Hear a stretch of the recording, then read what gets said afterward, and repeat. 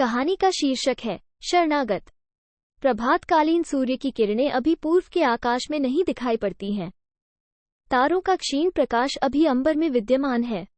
यमुना के तट पर 2-3 रमणियां खड़ी हैं और 2 यमुना की उन्हीं क्षीण लहरियों में, जो कि चंद्र के प्रकाश से रंजित हो रही हैं, स्नान कर रही हैं। अकस्मात पवन बड़े वेग से चलने लगा।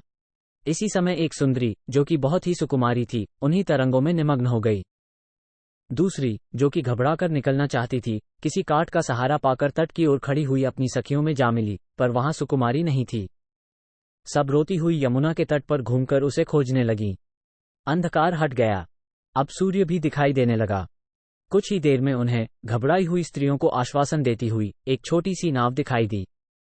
उन सखियों ने देखा कि वह सुकुमारी उसी नाव पर एक अंग्रेज और एक लेडी के साथ बैठी हुई है। तट पर आने पर मालूम हुआ कि सिपाही विद्रोह की गड़बड़ से भागे हुए एक संभ्रांत यूरोपियन दंपति उस नौक के आरोही हैं।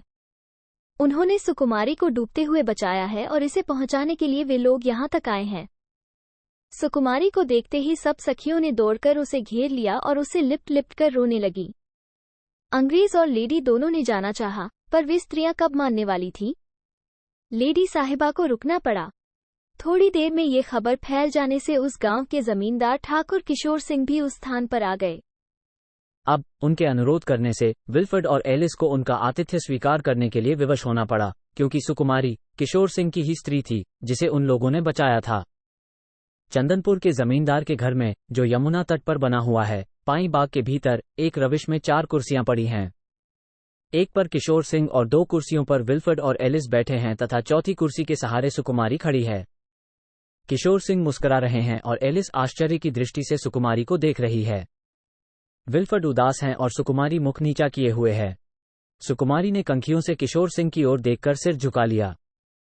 एलिस किशोर सिंह से, बाबू साहब, आप इन्हें बैठने की इजाजत दें। किशोर सिंह, मैं क्या मना करता हूँ?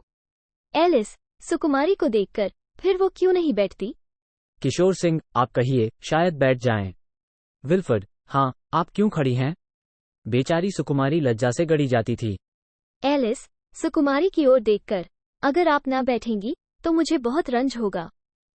किशोर सिंह, यो ना बैठेंगी, हाथ पकड़कर बिठाइए। एलिस सचमुच उठी, पर सुकुमारी एक बार किशोर सिंह की ओर वक्र दृष्टि से देखकर हंसती हुई पास की बारहदरी में भागकर चली गई, किंतु एलिस ने पीछा न छोड़ा। वो भी वहां पहुंची और उसे पकड़ा।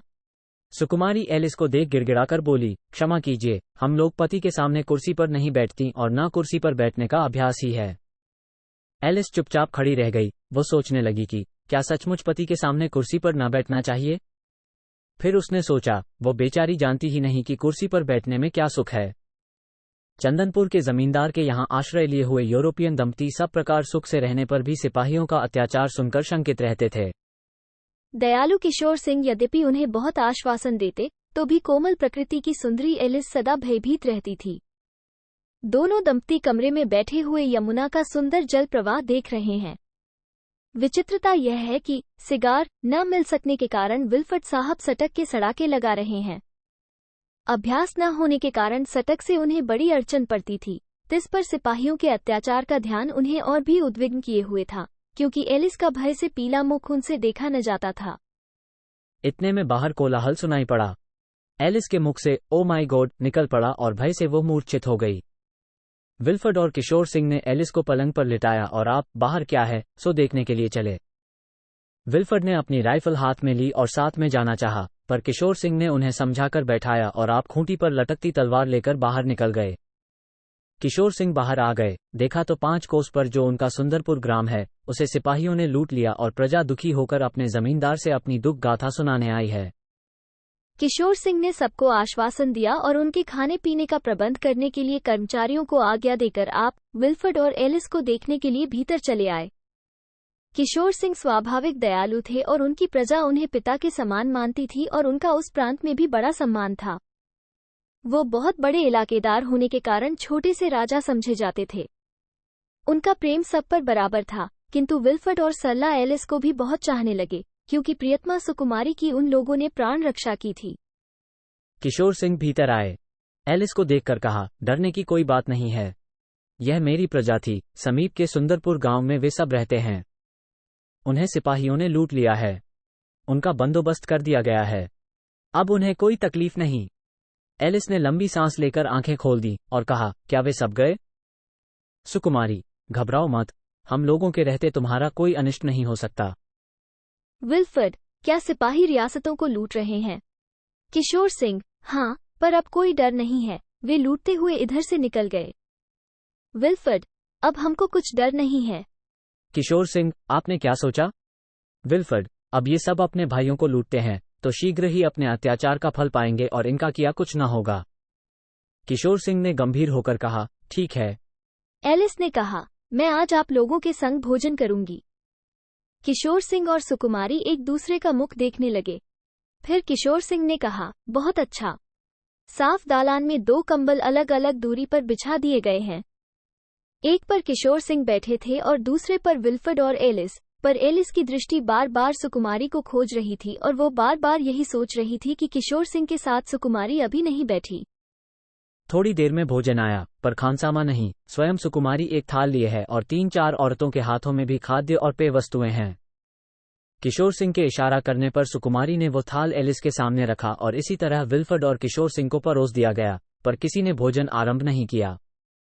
एलिस ने सुकुमारी से कहा, आप क्या यहाँ भी न बैठेंगी? क्या यहाँ भी कुर्सी है? सुकुमारी, परोसेगा कौन?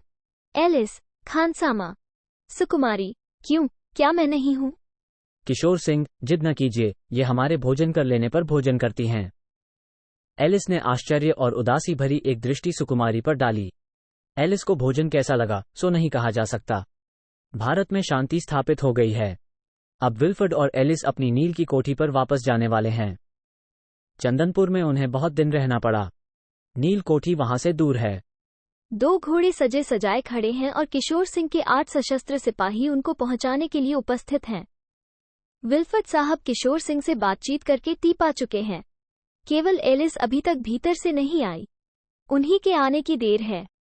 विल्फर्ड और किशोर सिंह पाइन बाग में टहल रहे थे। इतने में 8 स्त्रियों का झुंड मकान से बाहर निकला। हैं? यह क्या? एलिस ने अपना गाउन नहीं पहना, उसके बदले फिरोजी रंग के रेशमी कपड़े का कामदानी लहंगा और मखमल की कंचुकी, जिसके सितारे रेशमी ओढ़नी के ऊपर से चमक रहे हैं। हैं? यह क्या? स्वाभाविक अरुण अधरों में पान की लाली भी है, आंखों में काजल की रेखा भी है, चोटी फूलों से गूंथी जा चुकी है और मस्तक में सुंदर सा बालरुण का बिंदु भी तो है। देखते ही किशोर सिंह खिलखिलाकर हंस पड़े और विल्फर्ड तो भौंचक्के से रह गए। किशोर सिंह ने एलिस से कहा, आपके लिए भी घोड़ा तैयार है, पर सुकुमारी ने कहा, नहीं, इनके लिए पालकी मंगा दो।